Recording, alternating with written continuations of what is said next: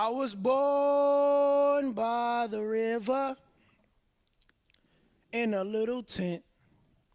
And oh, just like the river, I've been running ever since. It's been a long time coming, but I know a change gonna come for us. Juveniles of Chicago, Chicago is in denial. Dreams cascade down streams like the Nile. Many of us start at different rivers but end up at the same waterfall. Straight bullets reign supreme, downpouring ambitions. We wear bullet wounds like birthmarks.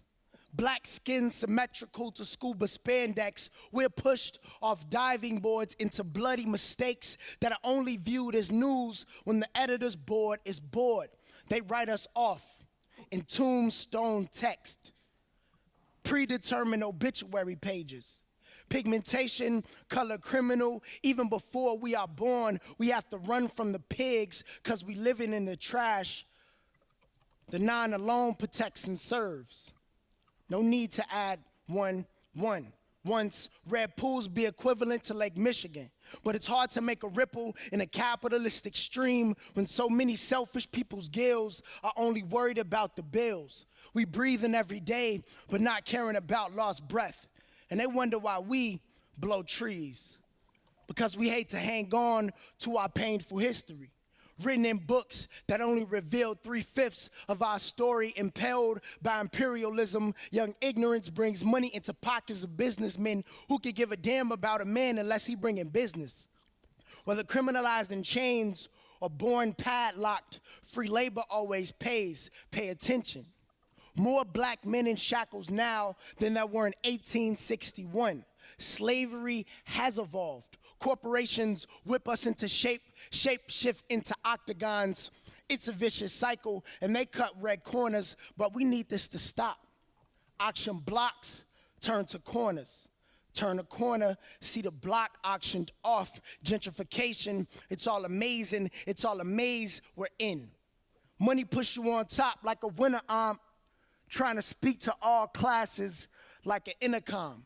Come down to my office where principals attend to absent-minded adolescents whose lessons are street principles. We are invincible. We have to be. While we casually ignore casualties while arresting our own development, but at the minimum accepting the wars that are waged on us, on drugs. And naive bulletproof vests don't protect against shots through the arms with needles. Neither do crooked politicians who only give handouts when you're eating food stamps out their palms. It's the first of the month. Wake up, wake up, wake up. Because when heartbeats become a cappella, thugs become bones, become harmony, should become alarming. Wake up. It's been too hard living, but I'm afraid to die. Because I don't know what's up there beyond the sky.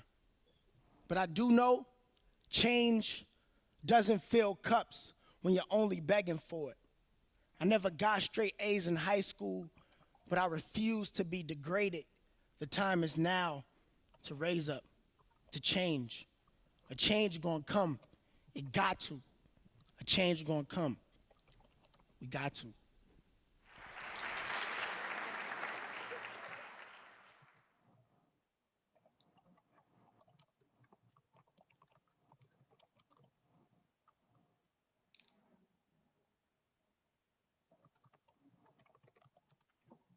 Rodney, you're on mute. Thank you. Good afternoon, everyone. Welcome. You just witnessed the poem, A Change is Gonna Come by Malcolm London. Malcolm London is one of the stars of the film Black Boys on the Peacock Network. Today, we're gonna have a panel discussion on the film and how it can be used to love and appreciate our Black boys even more. You know, just to give it a little historical context, you know, I'm a history teacher. I've taught history for 20 plus years in Richmond Public Schools. And one of the main phrases that sticks out to me, you know, people ask me, what is the most historical phrase in America that resonates with you in your everyday life? And I think about in 1857 in the Dred Scott decision, The Dred Scott case, of course, was the case that eliminated all rights of enslaved men and women in America.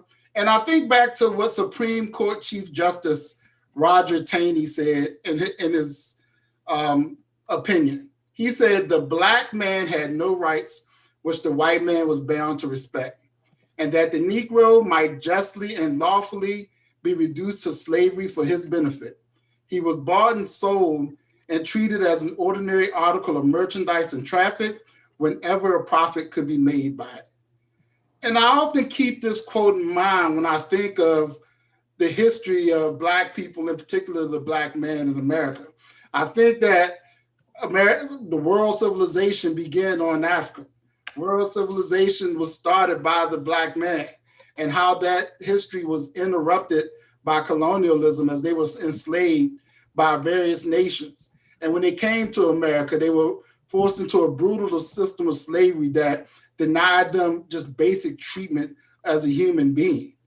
And then when that system ended and America decided, okay, well, we still need that labor, so let's invent something called convict leasing, a $10 billion a year business in the late 1800s, early 1900s, built on the backs of mostly Black men. I think of the pig laws, the vagrancy laws that were always made Black men suspect, and that kept us in chains so that we could provide labor or whenever a profit could be made by it. That term just always rings in my head. And then I think to cases like the Scottsboro boys, 13 to 19-year-old boys in Alabama that were falsely accused of rape and sentenced to prison. Eventually it was overturned, and how their rights were violated. And I'm thinking the Black man had no rights, which the white man was bound to respect. That still rings in my head. And even in the late 80s, early 90s, when we had the exonerated five and how they were accused of raping a woman in New York, and how our former president even took out a one-page ad calling for the execution of Black boys who were later been proven to be innocent. And then I think recently, we have Trayvon Martin, we have Jordan Davis.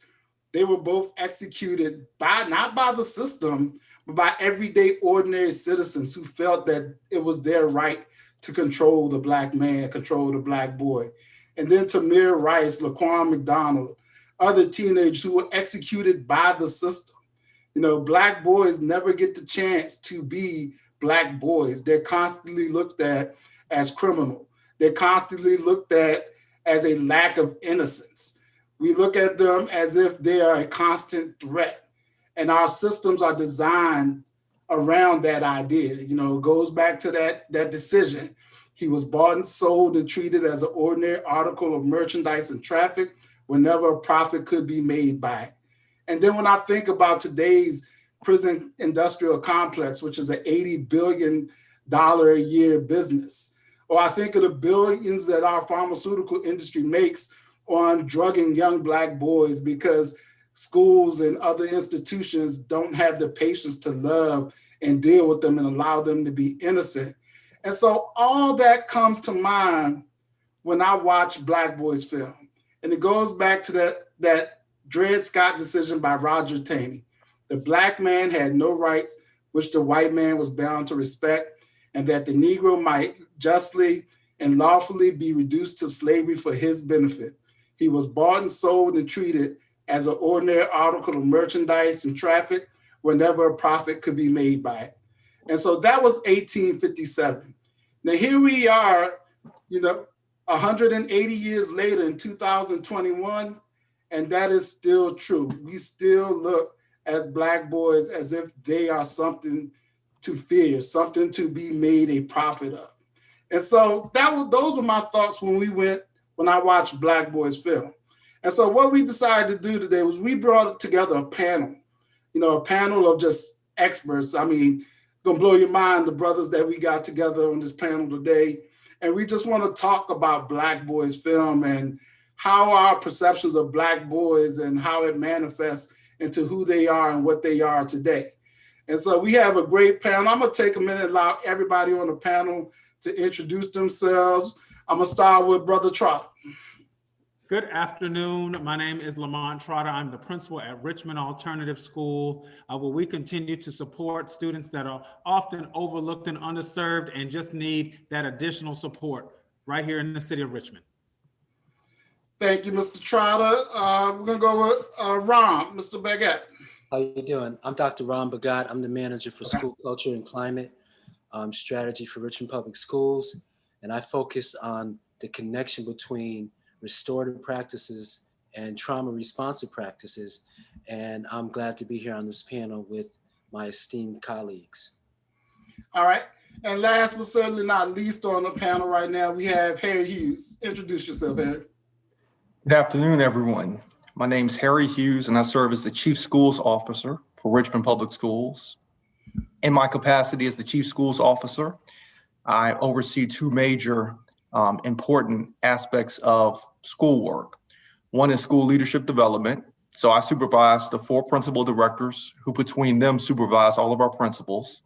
And I also lead our school climate and culture work, which is directly related to priority 3 of our strategic plan, Dreams for RPS, which is centered on the cultivation of safe and loving school cultures. And as Ram said, with a specific focus on restorative practices and trauma responsive practices as a critical component of that work.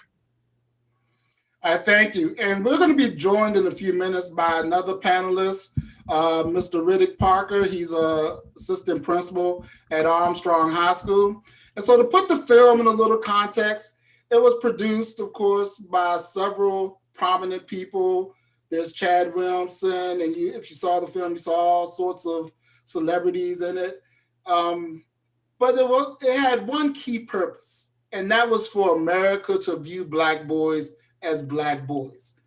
And so when I watched the film, I was in tears. I had a lot of tears because I thought about growing up, and how sometimes I wasn't allowed to be a Black boy growing up in rural Virginia, and how those issues still stick with me to this day as a 40-something-year-old man. And so as I sit there back and think, I want to know, panel, what was your immediate thoughts when you first saw the film? I'm going to start with you, Harry. Rodney, thanks. I mean, to be quite frank, the movie, it stirred a mix of emotions for me, and most of them were negative. I mean, the film made me angry. It made me resentful. Certain points, it made me feel sad. It actually made me think about all the times when I was growing up out in Virginia that I was made to feel inferior because I was Black, or like had an interaction where someone gave me a compliment, which they thought was a compliment, but really was more of an insult to me because they just made negative assumptions about who I was, again, just because of the way I looked.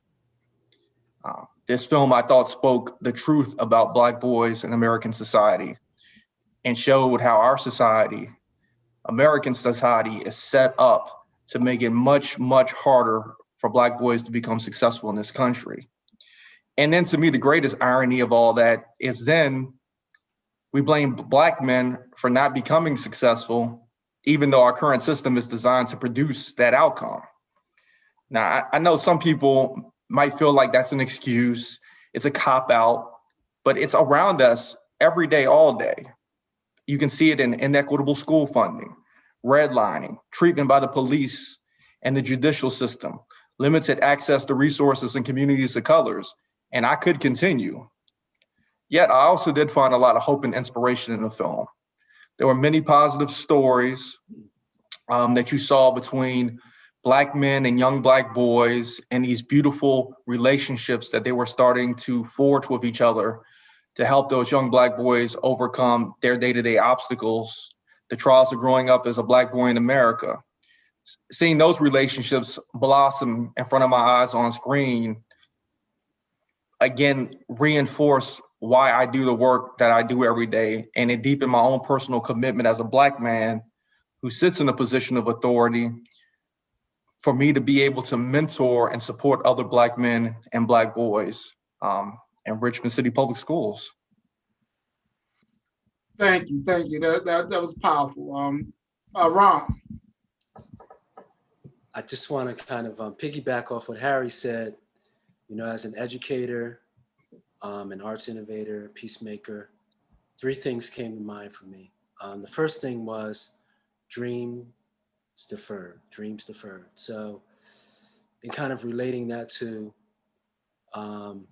specific scenes or parts of the movie, it showed how young Black boys have been conditioned and indoctrinated to look at limited options for success, mainly like sports or entertainment, being NBA superstar or a NFL player, or a famous rapper.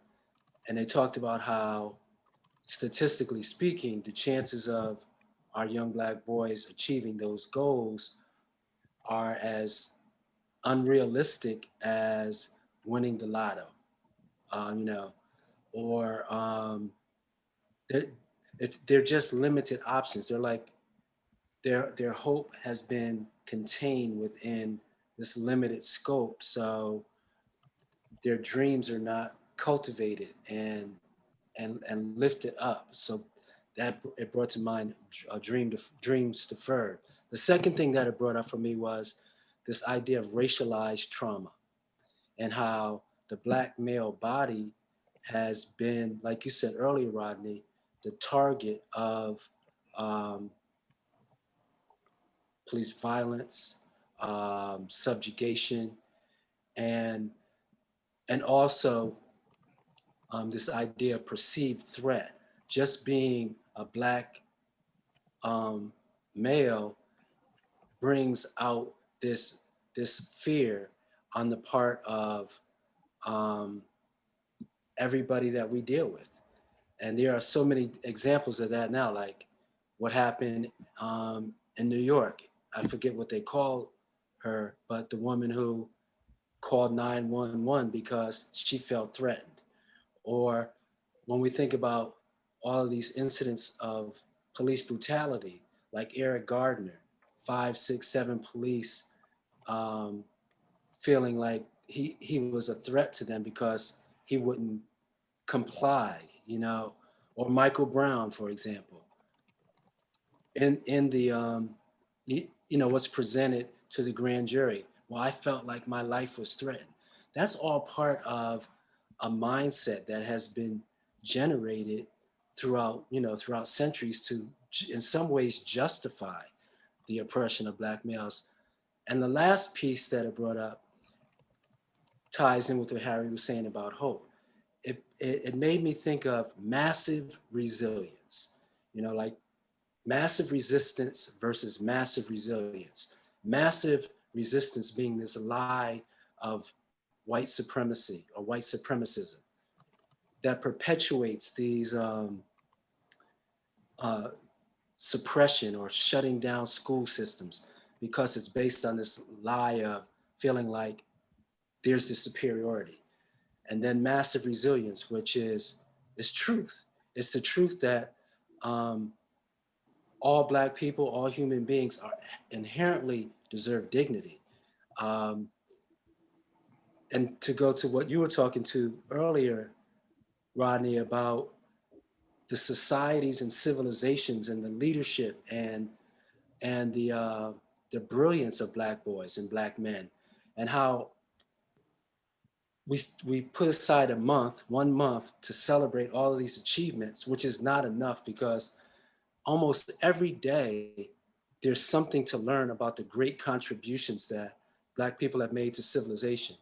So that massive resilience piece compels me to stop looking at our history beginning with slavery and colonization under European rule, and to go back to or return to the source of our origins. I agree with that 100%. I often tell people that if you're starting Black history with the 1619 Project, then you're doing it wrong, because there's a great history before we step foot in America that needs to be acknowledged. I say you don't start reading the book on chapter 15 of the book. You go back to chapter 1 and read that history, and then get to 1619, which is about chapter 15 of our history. Mr. Trotter, how did this movie make you feel? Yeah, thank you for allowing me the opportunity as well, Mr. Robinson. For me, it was heart-wrenching. The reaction of how our young Black boys in our educational system oftentimes do not receive the same necessary resources as other counterparts is very vital. And so for our young boys, young men to feel less than on the academic stage, to not be able to perform at the same level was very discerning for me. But with that, like Chief Hughes and Dr. Bagat, towards the end of the video, allowing us to know that there is hope because of the support that we as young African-American educators provide to our students is vital. So definitely allowed for this video to prick my heart, and it allowed me to rethink how I too interact with our young men as they come into our academic setting. Thank you. And our four panelists has joined us today, Mr. Parker. Mr. Parker, go ahead and introduce yourself and your role, and then just explain how the movie made you feel when you saw it. So good afternoon, everyone. Mr. Robinson, thank you so much for allowing me the opportunity to be on this platform today. I am Assistant Principal Parker. I am one of the 4 administrators at Armstrong High School, Cluster Administrator for Exceptional Ed and History. With regards to the film itself, I mean, the first thing that came to mind for me was, I think about the birth of my son. I actually have young children in my home. I have a 5-year-old and a 6-year-old. So, you know, some folks will call them twins, right? Because they're close enough. But what really stood out was the fact that on the birth of my son, the day of his birth, I had this huge amount of anxiety that flared up in me. And I had the opportunity to really look back, because it was only 16 months prior to that my daughter was born, and I didn't have the same sort of emotions. I mean, that day is supposed to be the best day in your life, and it certainly was for me in both instances. But for my son, the anxiety was just, it was palpable. And I think what it was about was just this reality that I know that as a Black male, my son is going to be bombarded with all these issues with regards to you know, systemic racism, with regards to barriers to opportunity, with regards to the fear factor. I mean, you talk about, you know, that component of it. I mean, listen, I'm 6'4", you know, 300 pounds, and I'm not on the fairer side with regards to melanin. So when I'm in the community, many times I am, you know, a source of fear, a source of angst for folks. And my son's probably going to be bigger than I am. And so you add all those things together, and on that day, it just made me feel really overwhelmed in his birth. So that's the first thing that came to mind for me. And then after that, really, as I watched the film in its entirety, I felt like there was a call to action. If you're a Black male educator and you watch that film and you weren't inspired to double down your efforts and push even harder to ensure that the outcomes for our students isn't increased significantly, then you don't have a heart. And so for me, I appreciated the fact that it was executive produced by, you know, an African-American male, and he led the charge with regards to pushing us in a direction to do more than what we currently do for those that we serve. So all in all, I think a great opportunity. Thank you very much for that perspective. And it kind of leads into the next topic of, you know, I remember in the film, Woke Kindergartner founder Kia Gross, she made a statement. And by the way, check out Woke Kindergarten on YouTube if you have young ones. It's completely phenomenal. But she was describing Black boys. She said, you exist in a world where nobody sees you, but everybody sees you. And when they see you, your silhouette doesn't look like you. It's a monster. You know, and I think about that all the time. You know, how do we view our young Black boys? Because when we think about the Tamir Rice situation, the young 12-year-old young boy who was killed in Ohio by the police officer who shot him within 1 second of arriving on the scene. The thing that stuck out to me most about that video, besides the just outright execution of a young man, was when a police officer said, down a Black male approximately 20 years old. You know, this was a 12-year-old boy, but yet society, the police viewed him as a 20-year-old, viewed him as a threat. And then when I think about the suspension data, going to our state of Virginia, where Black kids make up 20% of the school system, but make up over 50% of all suspensions. It's because of that, the way we view young Black boys and young Black girls. And so being on the front lines, working every day with young Black men, how do those negative stereotypes and how people view them, how does that take a toll on them and their expectations of life? And I'm gonna start with you, Dr. Baguette. That's a good question.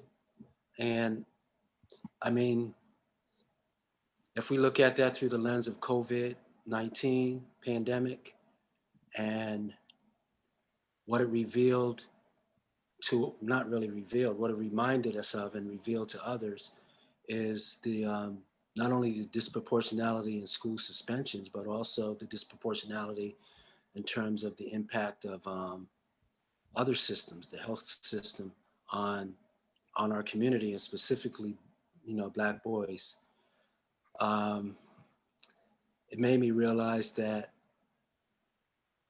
this American culture that we live in, the waters of the American culture that we swim in are infested with the sharks of institutional systemic racism. It's everywhere. It's like radon gas. We all inhale it. It has an effect on us. So these stereotypes and biases, whether they're implicit or explicit, they're ingrained in the culture, they're ingrained in institutions, they're ingrained in the fabric and the DNA of the country. And it's part of propaganda, it's part of brainwashing. Propaganda on the part of, white folks and folks all around the world really looking at us from this negative lens. And then we even are injected with that ourselves. We have kind of that negative self-image. And so I think really it comes down to like, we're responding to this environment that's traumagenic or it's causing trauma. And that traumagenic environment is causing these like physiological, psychological, and mental responses.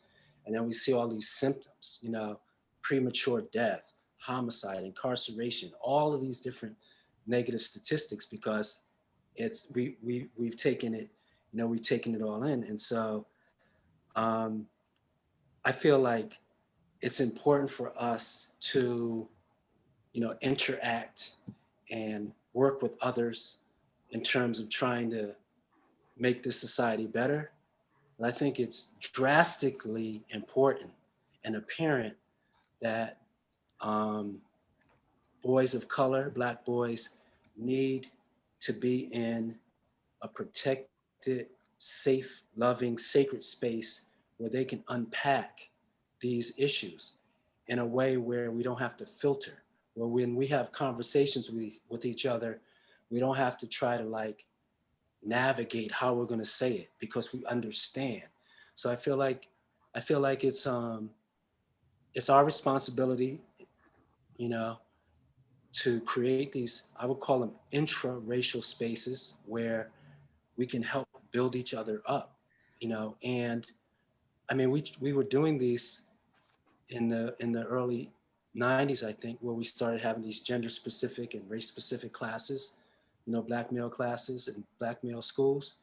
I feel like it's important to have programs and, situations where we can create, a protective shield for our boys and raise them up so that they know how to navigate themselves through this, through this racist environment. Thank you so much. Mr. Trotter, you want to weigh in on this? Sure. Because of the negative stereotypes and images that have been portrayed, I want to first be one of the first educators to say that our young Black boys are in no way, shape aggressive. I think that it's very important that building those relationships will allow for those negative stereotypes that have been presented for those walls to come down. But to go back to your question, one of the images is that our young men are veered as being aggressive. And I think that has a lot to do with, again, possibly the presentation from the media, from within our own community and other communities. But at the end of the day, it's important that we surround, like Dr. Bagat said, our young men with like-minded brothers such as ourselves, so that we can continue to boost them up, excuse me, and let them know that they too can be successful in any avenue that they choose to go into. Definitely, 100%. Mr. Parker. So, to piggyback on what Mr. Trotter said, I would say we have to remember that the anger is a secondary emotion, right? And so what came before that? And so for a lot of our young men, there's another catalyst, right? Maybe they're fearful, maybe they are in isolation and lonely, and so the reaction or the response becomes this emotion of anger. First of all, I think we need to ensure that there are opportunities for young men to be able to experience the full range of emotion, right? And so from a social standpoint, I think, our young men have been conditioned to be little man, the guy that never cries, the guy who is just so tough and resilient that, they don't feel anything else. And so we have to make sure that there are opportunities for those other ranges of emotions to be felt. And I think that what we're doing as the division with regards to community circles kind of gets us down that road. And so that's a good thing. The other thing I think is that it's twofold. Part of it is about students and young men themselves. And so for me, I remember finding catharsis. So where are the opportunities for that? For me, catharsis was through lifting weights. It was through running. It was through writing poetry. It was through rapping. If I had these outlets where I could get out my emotion before it became a powder keg, right? And so seeking opportunities for catharsis or presenting opportunities for catharsis is important for young Black men. And that's the student side of it. But then the adult side of it is we have to make sure that when we look at discipline, that we aren't necessarily approaching things from an adult-centered perspective, right? If we're student-centered, then we understand as educators, we have responsibility to teach reading and writing, but we also have to socialize young people, help them to understand how they should be able to engage with people on an interpersonal level. And then when we are providing discipline, it should be with their interests in mind. We're socializing students, we're not punishing them. And so we're socializing students, then we're using discipline as an opportunity to teach as opposed to an opportunity to inflict vengeance. So if we can keep those things in mind, provide opportunities for catharsis and, discipline with the student in mind, then I think we're in a good place. And I agree with you 100%, man. We got to get over this macho thing where we aren't taught how to express our emotions. I'm get personal. Last Thursday, I had a situation of joy and I started crying. But then next thing you know, the past year and all that trauma of the pandemic, COVID, everything, the tears started flowing and I cried for a good 30 minutes. But I'm not gonna lie, I felt so much better since I had that moment of just crying and losing it for a few minutes. But I feel like a new person this week. I honestly do. So we need to get rid of that whole idea that crying ain't manly or that we have to be tough all the time. Harry, you want to weigh in on this? Yeah, I mean, this question, I think this is a fantastic question because like the movie, it does stir up a lot of unhealthy feelings in me because the question specifically asks about negative stereotypes. But if we want to have a real conversation, what positive stereotypes do we generally associate with Black boys? What they're athletic, musically inclined, like you said, tough. I mean, these words may sound good, but it's these so-called positive stereotypes that have significantly limited opportunities for Black boys. You think about the first part of the Black Boys film and the emphasis that was placed on football as the sole avenue for success. Think about what that ex-football player in Texas said about his hometown. To me, it was gut-wrenching. He said, you either become a football player or you work as a prison guard. He saw those as his only two options for success.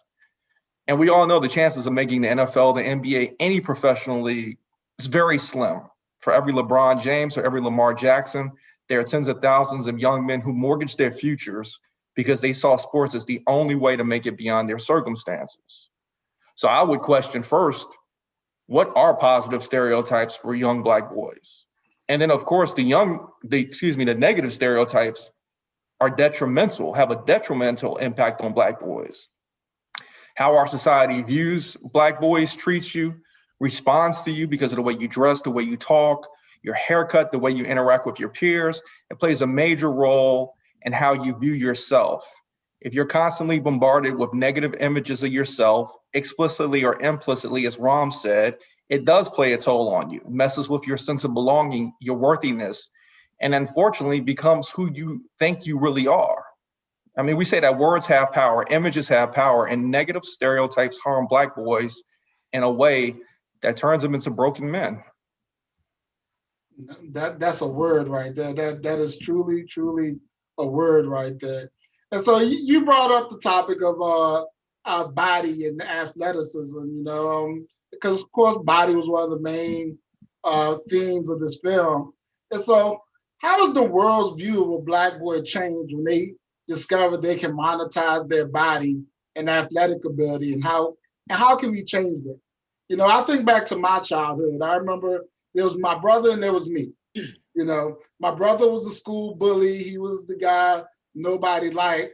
I was the nerd, But then I remember specifically when Little League football came to our town.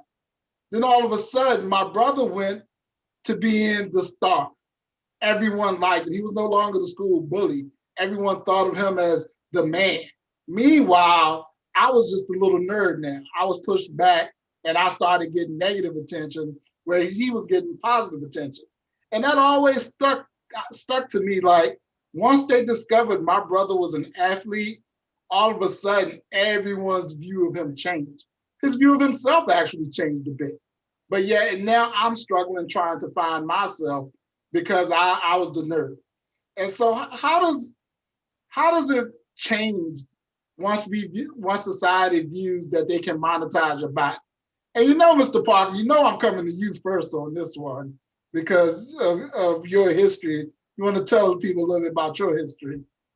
Yeah, so you're alluding to the fact that I was a former professional athlete, 9 years in the NFL, one with the New England Patriots where I won a Super Bowl, and most of my career ended with the Baltimore Ravens. So, tremendous experience for me, and so a growth opportunity as well. But regards to the question around the body and how perspective changes, let me first say that, I got into football more than anything because as a kid, I was a staunch capitalist. I told my folks that, the goal for me was to get paid, right? And I started having that conversation with my family when I was in elementary school. I'm trying to get this money. Now, to be honest with you, I came from the poorest county in the state of Virginia, Greensville County, right? So not a whole lot of wealth where I came from. But what that was for me is I think what we all have, and that is aspiration, right? I wanted more. And my parents were educators and, exposed me to a lot. So I knew that, there was more outside of my community. And so I just sought for opportunities to seek that. And so back to the point of being a staunch capitalist, for me, I believe part of freedom is about, being able to be utilized in the capitalistic system that we exist in. So there's a difference between utilized and being exploited. And I think for athletes, many times they are exploited. As Mr. Hughes mentioned, the video of the young man who saw football as the be all end all for him and in fact defined who he was as a person. So when we get to that point, I think there's a problem. However, I think when we are as a community in control of our narrative, we're in control of how bodies, mind, and spirit are utilized. When we are in control of our own destiny, then we can determine how much we give to all of our endeavors. I would suggest that as much as we expose students to, the NCAA championships, whether they be basketball, football, or the like, we also should be exposing them to, to Fortune 500 companies and CEOs. We should be exposing them to conventions that expose them to technology. We need to ensure that our students understand that they have a lot to offer society and that they should be monetizing that. But hey, let's monetize the body. Let's also monetize the mind. Let's monetize it holistically. And at the end of the day, a dollar is a dollar. The reality is, for people that monetize their body, and I know firsthand, that's a short-lived endeavor, right? You can play football for 3 years while you can be a CEO for 30. At the end of the day, if you're really about the math, then we ought to be focusing on being CEOs as opposed to being athletes. The last thing I'll say about that is also, our students do cost benefit analysis. I say this all the time. They look at a situation and they make calculated decisions based upon what they see. And so for our students, sadly, they see more people of color playing professional football than they see in a classroom teaching us. And so the reality is when they start to do a cost benefit analysis about where should I put my energy that's going to give me an opportunity for success, many times they see more people of color in athletics than they do in other arenas. So we have to bring those people from other arenas to their forefront so that they can see them and aspire to them. And then as a community, we have to lift those people up. In my family, I had a whole lot more appreciation for my father, who was a principal, than I did for my teammates that were football players, because at the end of the day, whether you scored a touchdown or not really doesn't mean a doggone thing when you compare it to changing the lives of 300 or 400 students in a school building. Preach. That's all I can say to that one. Preach. Brother Trotter, you want to weigh in? Yes, two words came to mind as Mr. Parker was speaking, and that was opportunities and exposure. Outside of the athletic field, I think our young men should also be exposed, as Mr. Parker was saying, to Fortune 500s, but also the arts. And when I think of arts, not only music, but the theater and things of that nature, so that they too can know that they could be a minority in that field, but still allow for their experiences to outshine and be an example to someone in their community. So definitely being able to be exposed to various opportunities and to allow those to shine within their community. Harry, you want to weigh in? You're on mute. Sorry about that. You think I would be able to navigate this after so many months? Well, first thing, my first reaction, Rodney, is I'm so happy you did not call on me after Riddick, because I thought Riddick crushed that answer. That was a perfect answer. And what I love about it is this idea of using athletics as a way to brighten your future, to get ahead in life, and not letting athletics or people in athletics exploit you and use you up. So I absolutely love this answer. And to connect with what Brother Lamont said, one of the things that I thought was very powerful in the Black Boys film were these segments where they showed the Black ballet dancer in the cotton field, and then they showed the Black violinist. And these are things that you don't associate with young Black boys, ballet and playing the violin. But to Lamont's point, I think what we have to do, and this may not sound like a novel idea, but it's what I believe. We need to invest much more money in our schools for enrichment programs and for different experiences for our Black boys that help them to dream big, to dream not only about being a star athlete, but being a great artist, or being an engineer or an architect, to expose them to a world that's greater than their neighborhood, beyond their city. And we also need to set up a system where more Black boys are becoming Black men who want to become teachers.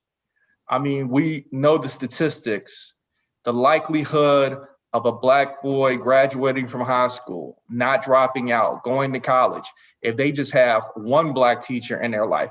Well, imagine the power if that Black young boy had multiple Black teachers in his life, the potential he could reach.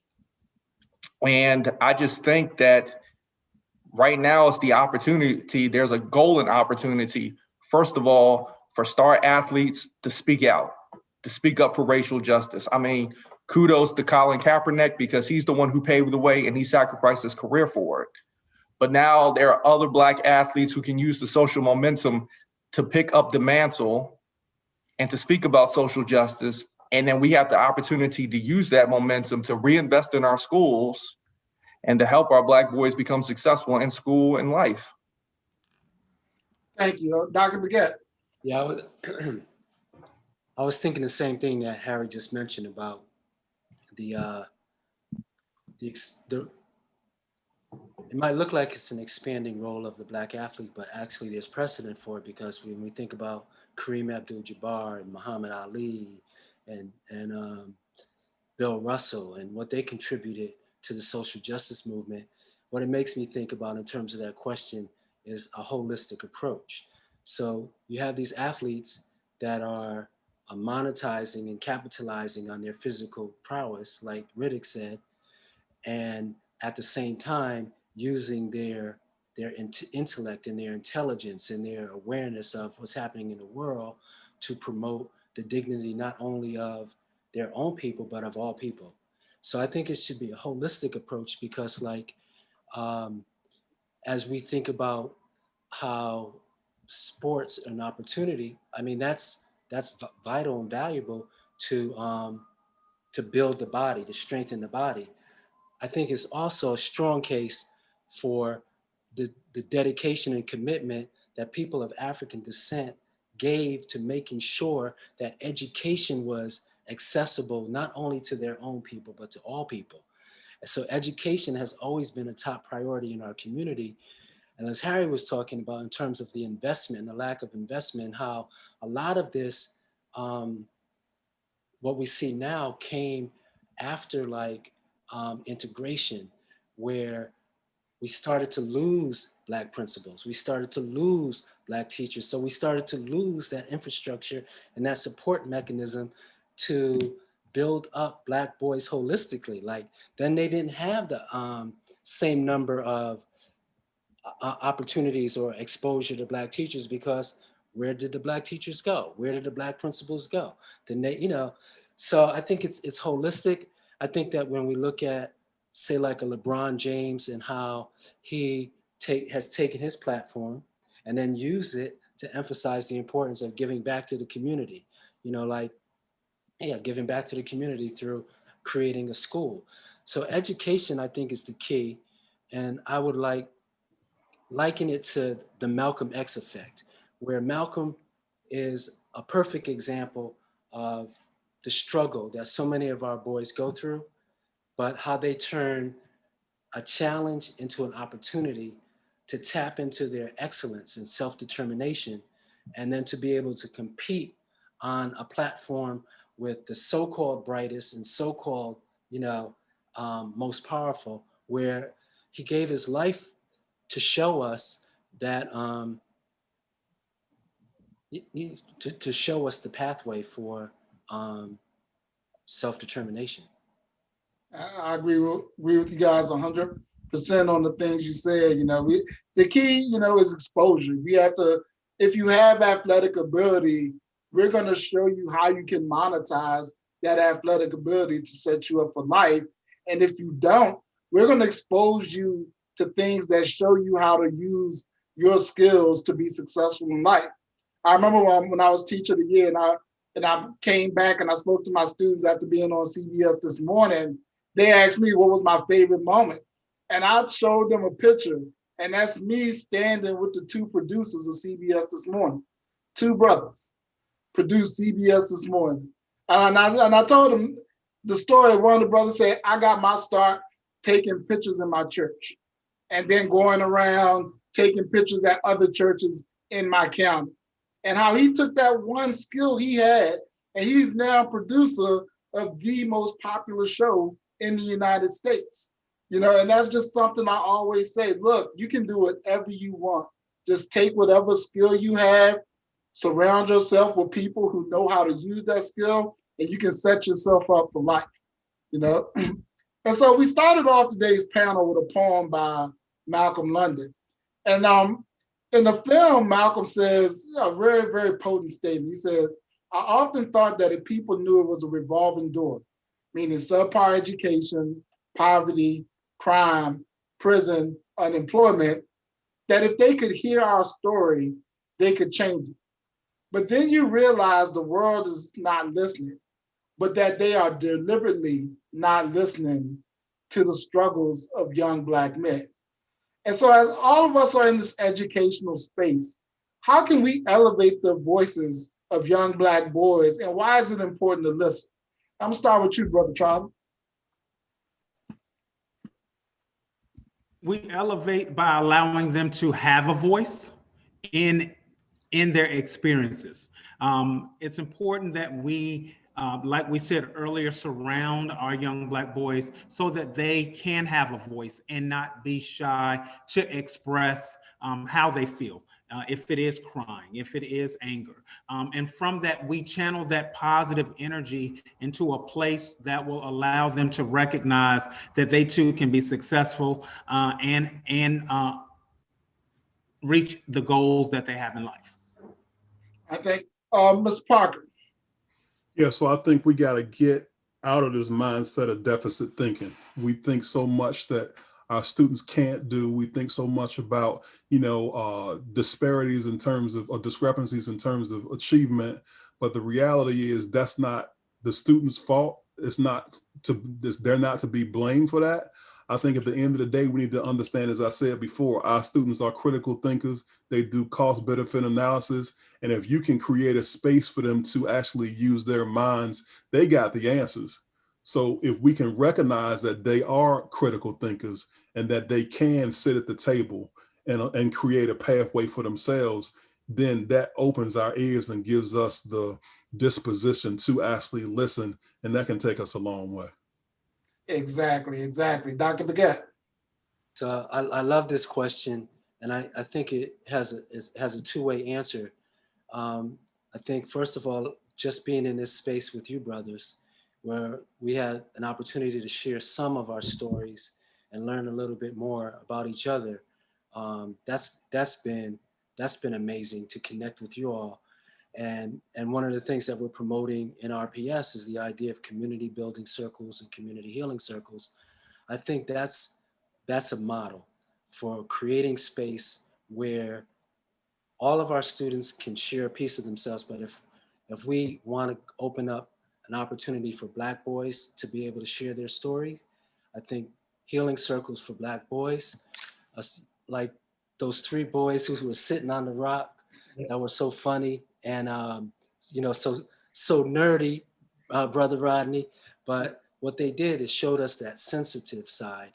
And then the last thing I think that we could do, and that we're doing in RPS, is we're looking at how do we transform this punitive system of suspension and expulsion and create a space where they know that we're working diligently to not only reduce, but eradicate this disproportional exclusion of Black boys, especially with IEPs, from the educational pipeline.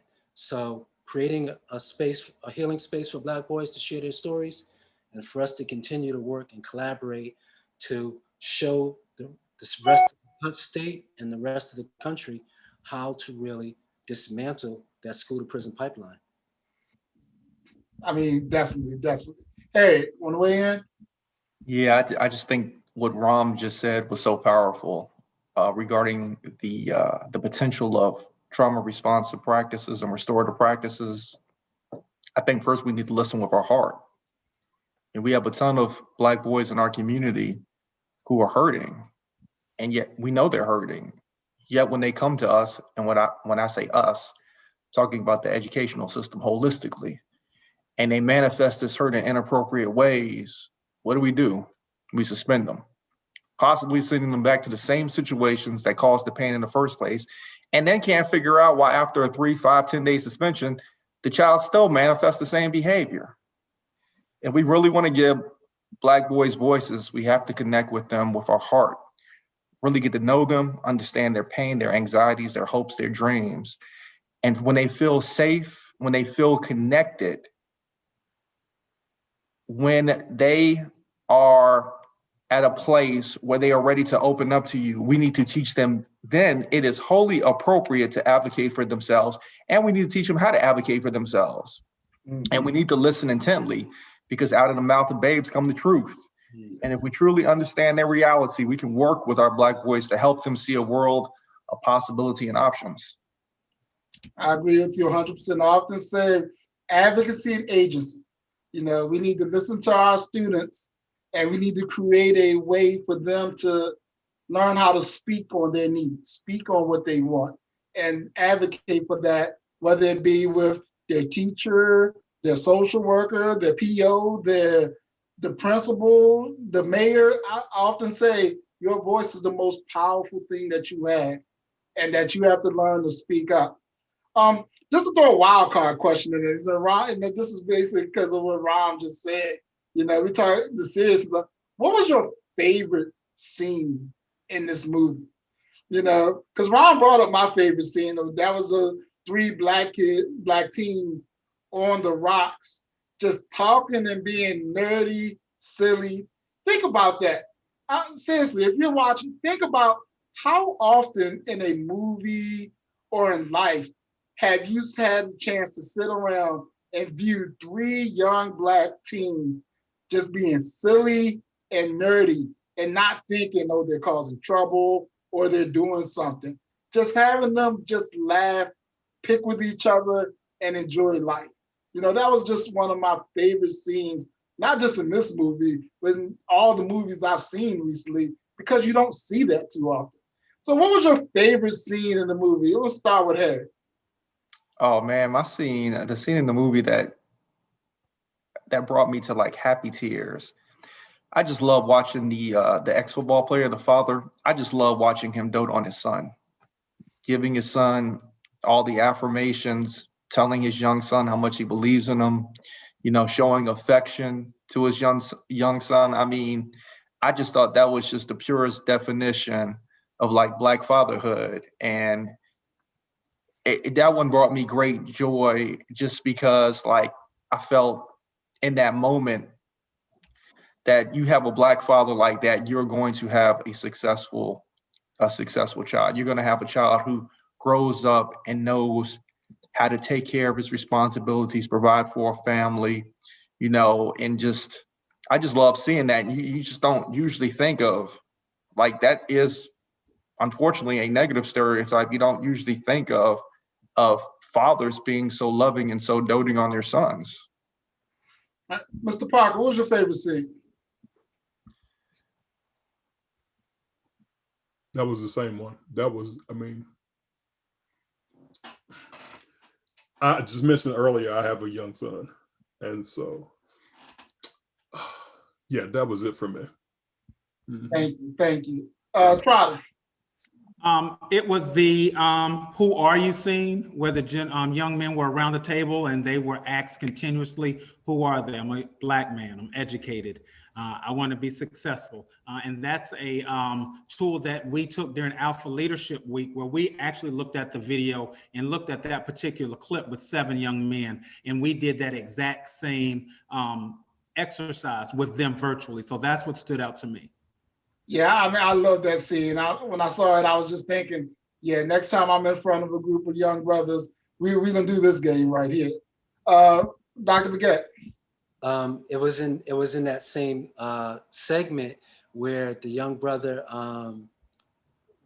he wrote that poem and he was reciting the poem, and it was getting deeper and deeper, and then all of the brothers in that space, you know, they started like, you know, dapping him up and talking about like, yo, that was dope. Remember when Malcolm went back in his chair, and then all the other young brothers were, you know, giving him praise. I like that scene because it just shows how, you know, they developed that trust and they were able to like come out of their shell and support one of their own. I agree with that. I see some people in the comments are saying the same thing. That scene with the father was very, very impactful. A lot of people are advocating, say we need more art electives in school. Go on the flip side of that. What scene in this movie touched you the most? Just like kind of put you either, in a state of mind that was like, wow, or kind of just stirred up a different set of emotions. And clearly, mine was with the young, biracial student talking about how his mother views him as a Black man versus how other white women in the world view him. And that was just, you just heard the hurt and the pain in his voice during that scene. So, Mr. Trotter, what scene touched you the most in this movie? Sir, it was that particular scene where the teacher asked him and you could feel his energy, and he said, "Can we come back and do that last?" Because that was a moment where he was just not ready to respond to that. And it's important as our students return back to us after being out for so long that we welcome all of our students back with not a prejudged notion, but with welcoming arms, so that they can definitely feel the love and warmth that each one of us provides for them. Harry. That also was a very tough scene to watch. I mean, I became emotional once that young man became emotional, and then the interviewer became emotional. But I thought the scene that was equally gut-wrenching, which is what I mentioned earlier, is when the older gentleman who had grown up in that small Texas town really believed that his only two options in life, positive options, was either to try to become a football player, and unfortunately he ended up tearing his Achilles, it sounded like numerous times, or becoming a prison guard. And to think, like, you really believe that those are your only two life choices to be successful, that's just hard for me to fathom. Yeah, definitely. Dr. Baguette. It was like a series of scenes. Laquan McDonald, Eric Gardner, and then when the guy got shot, when the officer said, "Let me see your license," and then he went and reached for his license, and then the officer shot him, and then the guy was on the ground talking about, "You told me to get my license. I got my license. Why did you shoot me? Why did you shoot me?" That scene, that hit me. Yeah, that was extremely powerful. Mr. Parker. So for me, and Mr. Hughes alluded to this before, it was the juxtaposition of the killing of Eric Gardner and the opening scene with the father and his son.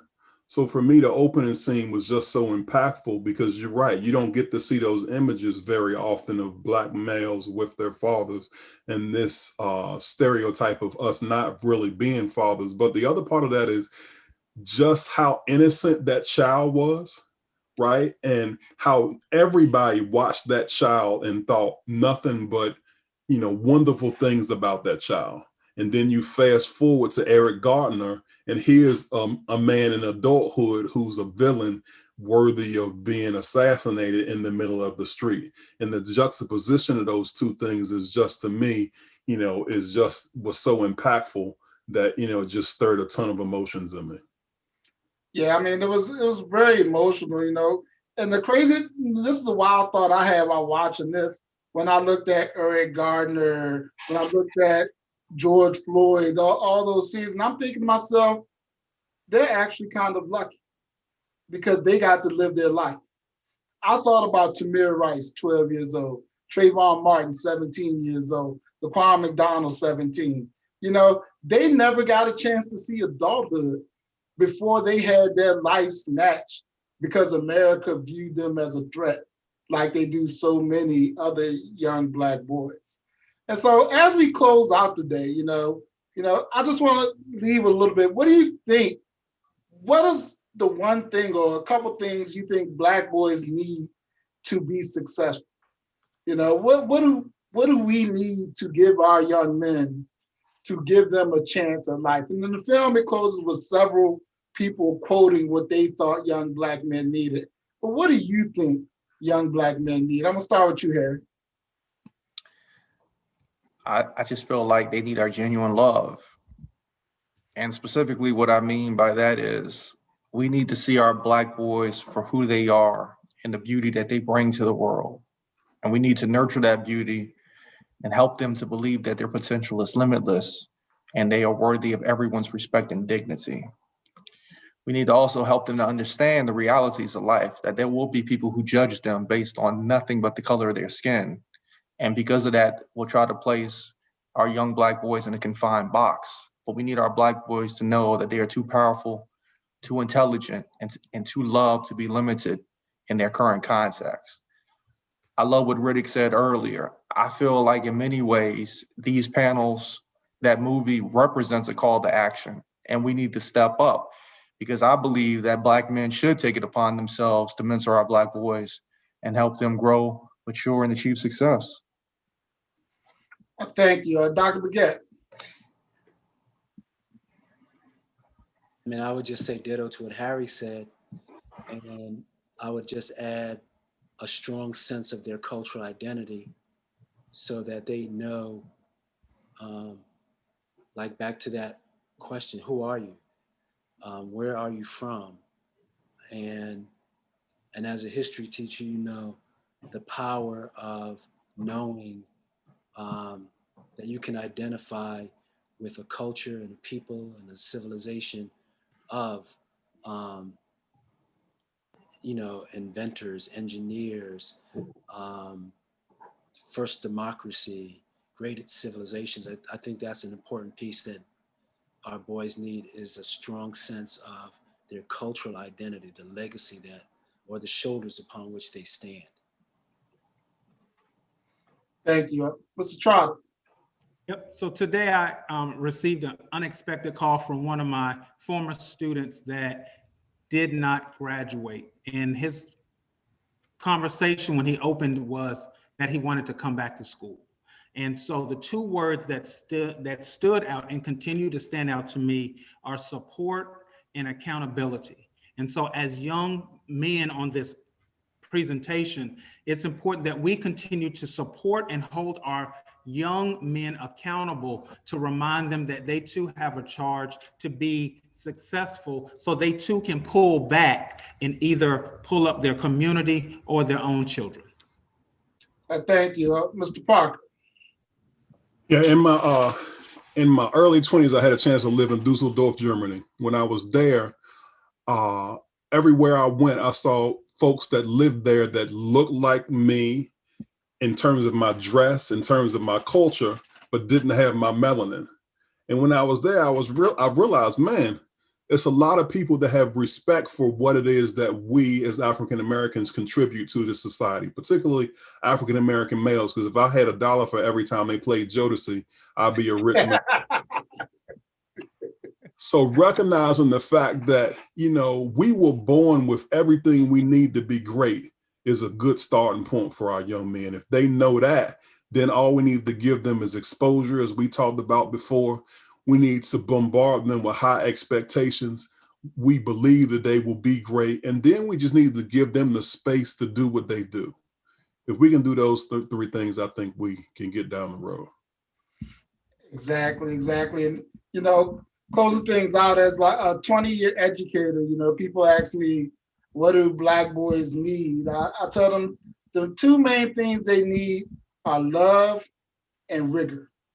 They need love to uplift them and tell them that they are so much more than what the media and what society tells them they are. And they need rigor.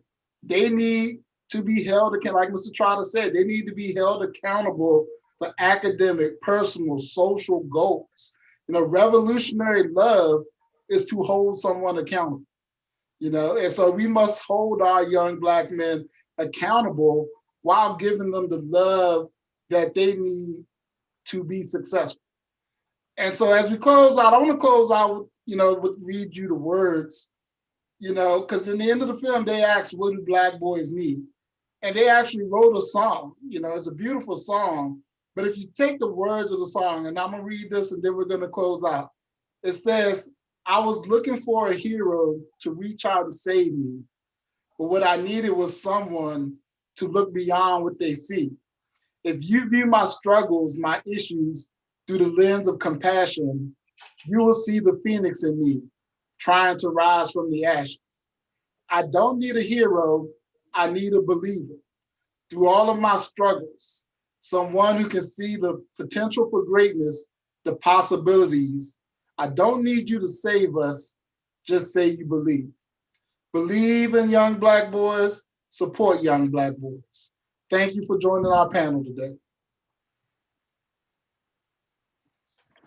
Rodney, for all that you do. Thank you.